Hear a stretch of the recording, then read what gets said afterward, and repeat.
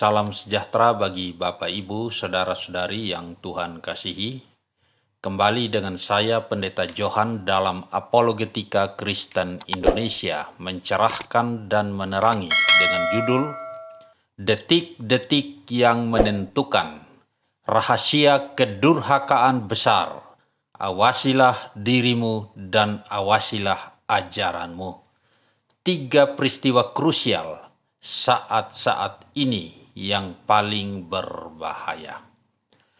Sebelumnya kita akan membaca ayat firman Tuhan untuk melandasi pembahasan kita pada saat ini yang terambil dari 1 Timotius 4 ayat 16. Demikian bunyinya. Awasilah dirimu sendiri dan awasilah ajaranmu. Bertekunlah dalam semuanya itu, karena dengan berbuat demikian engkau akan menyelamatkan dirimu dan semua orang yang mendengar engkau. Amin. Bapak Ibu saudara-saudari yang baik hatinya, Rasul Paulus telah menerima pewahyuan ilahi dengan sepenuhnya tentang masa-masa yang akan terjadi dalam perjalanan gereja jauh ke depan.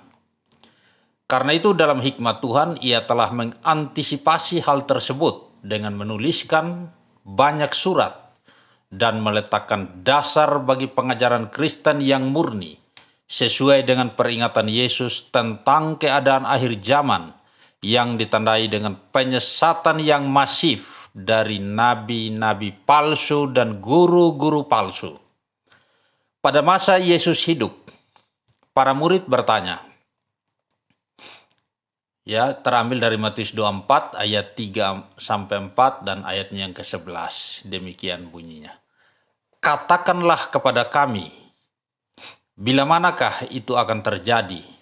Dan apakah tanda kedatanganmu dan tanda kesudahan dunia? Jawab Yesus kepada mereka, waspadalah supaya jangan ada orang yang menyesatkan kamu. Banyak nabi palsu akan muncul dan menyesatkan banyak orang. Bapak Ibu saudara-saudari yang diberkati Tuhan, gereja adalah target utama yang hendak dihancurkan oleh iblis di masa akhir. Bila iblis tidak mampu menghancurkan gereja dari luar, maka ia akan masuk untuk menghancurkannya dari dalam. Ada 3 peristiwa penting dalam sejarah perjalanan umat manusia, mulai dari peristiwa kejatuhan Adam dan Hawa, pencobaan di padang gurun terhadap Yesus Kristus, serta penyesatan masif yang melanda seluruh dunia pada masa-masa akhir. 3 peristiwa penipuan setan yang sangat krusial. 2 peristiwa penting yang pernah terjadi yaitu penipuan terhadap Adam dan Hawa, serta upaya penipuan terhadap Yesus di padang gurun pencobaan, merupakan pelajaran sangat berharga sebagai pengantar bagi kita untuk memasuki dan menghadapi gejolak akhir zaman yang penuh intrik dan tipu muslihat. Apa yang sedang kita bahas ini akan menyingkap rahasia kedurhakaan besar yang dikerjakan oleh iblis yang menyamar sebagai pelayan kebenaran. Kita akan melihat apa yang belum pernah terlihat, dan kita akan mengetahui apa yang sedang disusun dan dikerjakan di tempat tersembunyi dengan sangat rapi atas nama kebenaran. Yesus dan para rasul telah memberikan peringatan yang tegas sehubungan dengan hal tersebut. Dengan demikian, kita dapat menghadapi situasi ini dari posisi yang penuh pengetahuan akan kebenaran. Dari 3 peristiwa krusial tersebut modusnya sama, yaitu selalu mengutip firman Tuhan. 2 sudah terjadi, yang pertama berhasil, yang kedua gagal total, sementara yang terakhir sedang dilaksanakan secara besar-besaran tanpa disadari oleh banyak orang. Hebatnya lagi, penyesatan ini tetap tampak sebagai kebenaran, sehingga para korban ini malah tetap ngotot membelanya habis-habisan, Mereka rela mempertaruhkan segalanya demi apa yang mereka percayai. Mereka adalah orang-orang yang terlalu tulus dan polos tetapi tanpa pengetahuan, sehingga mereka terjebak dalam labirin iblis. Mereka adalah korban yang dengan tulus mengorbankan orang lain lagi. Mereka tersesat karena segala tipu daya dan kelicikan si jahat. Inilah bahayanya. Iblis dan antek-anteknya sedang mengerahkan seluruh daya dan upayanya untuk menipu sebanyak mungkin orang yang tidak berpegang pada kebenaran.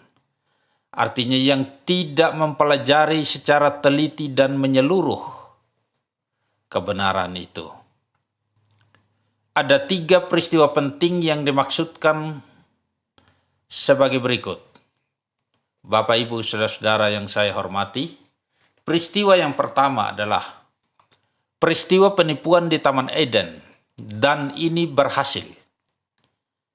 Adam dan Hawa telah terkecoh oleh tipu daya dan kelicikan iblis, sehingga menyebabkan seluruh umat manusia jatuh dan terjual di bawah kuasa dosa, iblis, dan kematian yang kekal.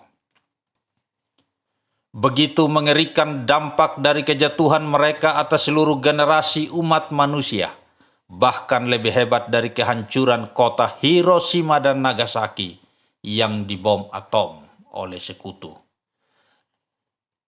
Itu hanya menghancurkan 2 kota, tetapi kejatuhan Adam dan Hawa telah menghancurkan seluruh umat manusia, bahkan kebinasaan dalam kekekalan sebagai akibatnya. Bapak, Ibu, saudara-saudari yang saya hormati, perhatikan pola kerja iblis ketika melaksanakan modus penipuannya di Taman Eden, yaitu menggunakan firman Tuhan, memutarbalikannya, mengutip sepotong-sepotong atau setengah benar. Manusia tertipu dan jatuh ke dalam dosa, terjual di bawah kuasa dosa, berada di bawah otoritas iblis, menuai kebinasaan yang kekal. Bagaimana hal tersebut bisa terjadi? Mari kita pelajari peristiwa Taman Eden berikut ini. Kejadian 2 ayat 16-17 versi literal demikian bunyinya. Selanjutnya Yahweh Elohim memberi perintah kepada manusia. Engkau boleh makan dari buah pohon manapun yang ada dalam taman ini. Tetapi pohon pengetahuan tentang hal yang baik dan yang jahat, jangan kamu makan buahnya. Karena pada hari engkau memakannya, engkau pasti akan mati. Selanjutnya Kejadian pasal 3, ayat 1 mulai. Adapun ular adalah binatang yang paling cerdik. Dan dia bertanya kepada wanita itu, benarkah Tuhan berfirman bahwa engkau tidak boleh makan buah-buahan dari semua pohon yang terdapat dalam taman itu? Ya, padahal sebenarnya itu yang tidak boleh dimakan yang 2 pohon itu. Tetapi ini dibalik, ya, tidak boleh makan buah-buahan dari semua pohon dalam taman ini. Nah ini, ya.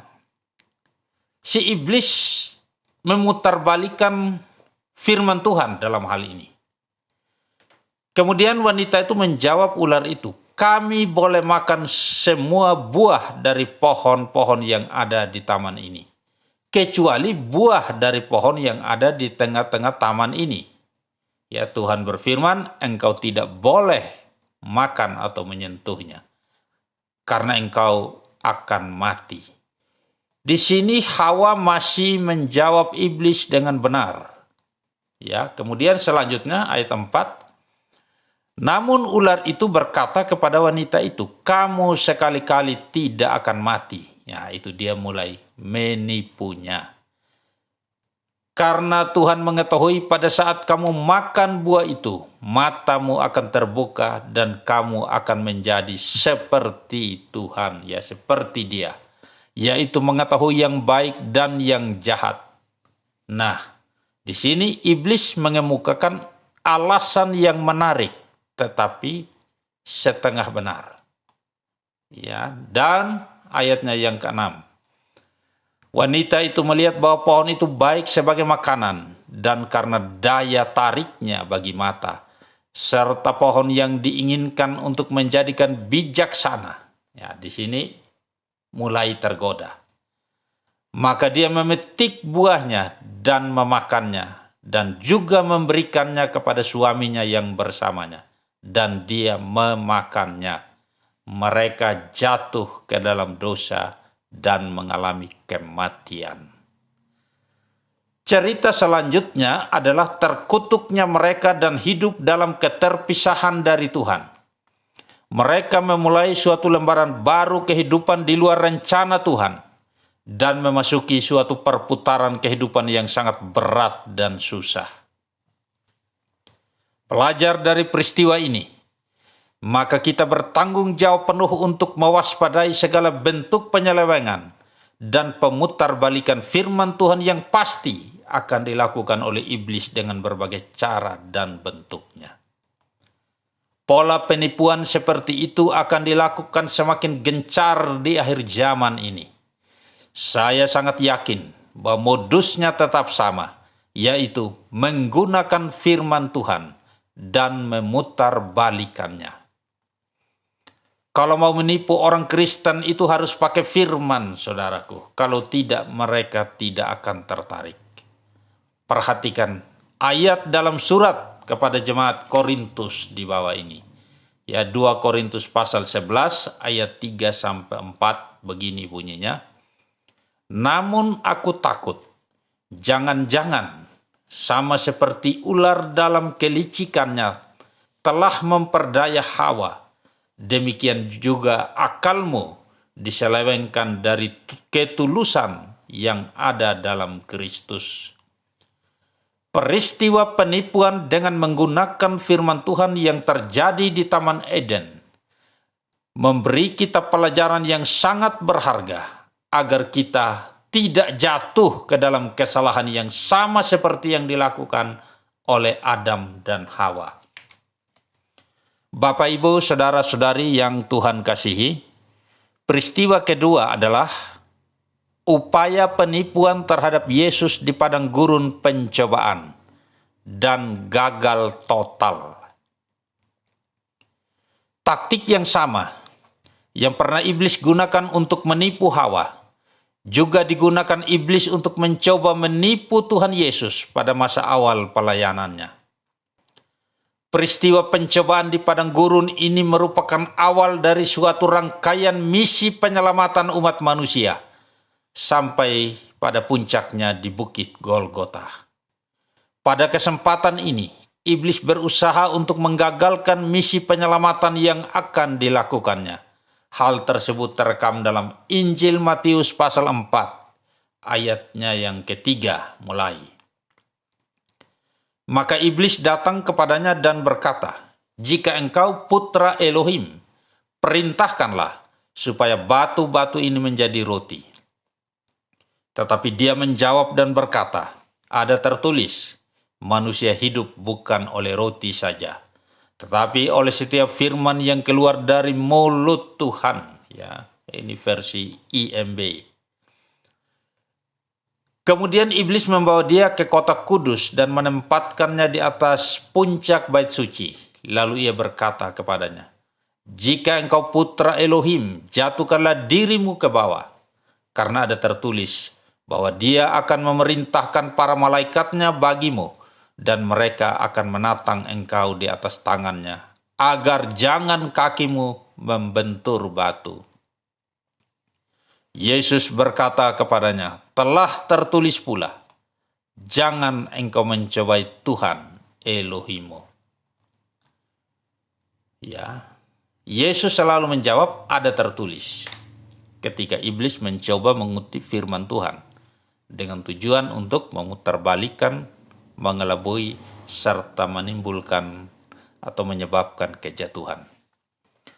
Iblis pun membawa dia ke sebuah gunung yang sangat tinggi dan menunjukkan kepadanya semua kerajaan dunia beserta kemuliaannya. Dan ia berkata kepadanya, "Aku akan memberikan semua ini kepadamu jika engkau sujud menyembahku." Maka Yesus berkata kepadanya, "Enyahlah hai setan, sebab ada tertulis, engkau harus menyembah Tuhan Elohimmu, dan hanya kepadanya lah engkau beribadah." Lalu iblis meninggalkan dia, dan lihatlah para malaikat datang melayani dia. Ya, versi Indonesian Modern Bible. Bapak Ibu, saudara-saudari yang dikasihi Tuhan, kalau kita memperhatikan dengan seksama, maka kita akan mendapati bahwa pola penipuan iblis ini sama persis dengan apa yang pernah digunakan di Taman Eden untuk menipu Hawa dan telah berhasil, yaitu menggunakan firman Tuhan. Yang kedua, memutarbalikannya, kemudian mengutip firman sepotong-sepotong atau setengah benar. Kemudian Tuhan Yesus tidak tertipu tetapi menang mutlak. Selanjutnya ia membebaskan manusia dari kuasa dosa dan kematian serta ikatan iblis, yang memusnahkan pekerjaan iblis atau menjadikannya nol atau membuatnya tidak berdaya, dan memberikan kehidupan yang kekal kepada setiap orang yang percaya kepadanya. Dalam peristiwa ini, setan mengutip firman Tuhan hanya untuk menarik perhatian Yesus, kemudian berusaha menjatuhkannya. Demikian juga orang percaya pasti akan tertarik kalau bicara firman Tuhan. Maka dia harus memulainya dengan firman, yaitu hal yang disukai oleh orang percaya. Baru kemudian memutarbalikannya untuk membawa kebinasaan. Tetapi perhatikan saudara-saudaraku, Yesus menghadapi upaya penipuan iblis dari posisinya yang penuh pengetahuan akan firman. Suatu gaya penipuan yang sangat halus dan terlihat nyaris benar. Sebanyak 3 kali ia berupaya untuk menipu Yesus dengan menggunakan firman. Tetapi syukur bahwa iblis gagal total dalam upaya ini. Dia mundur daripadanya dan menunggu kesempatan yang lain. Aksi penyelamatan umat manusia oleh Yesus Kristus terus berlanjut sampai tuntas. Kemudian yang ketiga, penipuan di akhir zaman, penyesatan masif sedang melanda seluruh dunia. Bapak, Ibu, saudara-saudari yang diberkati Tuhan, iblis tahu bahwa ia sudah kalah total dalam menghadapi Kristus. Maka dia mengalihkan perhatiannya secara langsung kepada target yang masih bisa ditipunya. Dan Yesus sudah terlebih dahulu memperingatkan tentang hal itu, bahwa hari-hari terakhir menjelang kedatangannya kembali akan ditandai dengan munculnya guru-guru palsu dan nabi-nabi palsu yang akan mengajarkan berbagai macam ajaran yang dapat menyesatkan generasi perjanjian baru dari kebenaran hakiki tentang kasih karunia-Nya. Setelah kegagalannya terhadap Kristus, si iblis tidak menyerah begitu saja. Sepeninggal Yesus Kristus banyak bermunculan sekte-sekte sesat yang berusaha untuk membelokkan kebenaran tentang karya agung penebusannya sebagai korban yang sempurna. Modusnya masih sama, menggunakan firman Tuhan. Saya tahu bahwa iblis akan habis-habisan melakukan taktik ini, saudaraku, yaitu menggunakan firman Tuhan, memutarbalikannya, mengutipnya sepotong-sepotong atau setengah benar, tertipu bagi yang tidak berhati-hati dan tidak tertipu bagi mereka yang waspada. Kekalahan bagi yang kalah, kemenangan bagi yang menang. Karena itu, 1 Timotius 4 ayat 16 mengingatkan kita dengan berkata, "Awasilah dirimu sendiri dan awasilah ajaranmu. Bertekunlah dalam semuanya itu, karena dengan berbuat demikian, engkau akan menyelamatkan dirimu dan semua orang yang mendengar engkau." Peringatan Rasul Paulus kepada muridnya Timotius menjadi sangat relevan bagi kita di akhir zaman ini. Kita harus benar-benar bersandar kepada anugerah Kristus. Ajaran pokok-pokok iman mengenai Kristus merupakan dasar yang teguh bagi iman orang percaya dalam menghadapi segala tantangan zaman. Yesus Kristus yang telah dibuang oleh ahli-ahli Taurat dan orang-orang Farisi telah menjadi batu penjuru yang tak tergoyahkan bagi umat perjanjian baru di seluruh muka bumi ini. Tetapi mereka yang mendirikan rumahnya di atas pasir akan hanyut terbawah, dan mereka yang mendirikan rumahnya di atas batu karang Kristus akan teguh berdiri sampai masa akhir. Sangat penting bagi kita untuk mengawasi diri, mengawasi ajaran, dan tetap bertekun dalam seluruh kebenaran dalam menghadapi masa-masa akhir yang sukar ini. Amin. Jika Bapak Ibu Saudara-saudari merasa diberkati, silakan di-subscribe, share, dan like untuk kemajuan pelayanan melalui channel ini. Akhirnya saya Pendeta Johan mohon pamit undur diri. Sampai jumpa dalam kesempatan lainnya. Salam lekulekem aser bamasia Yesua. Damai sejahtera bagi Bapak, Ibu, Saudara-saudari semuanya yang berada di dalam Kristus Yesus. Amin.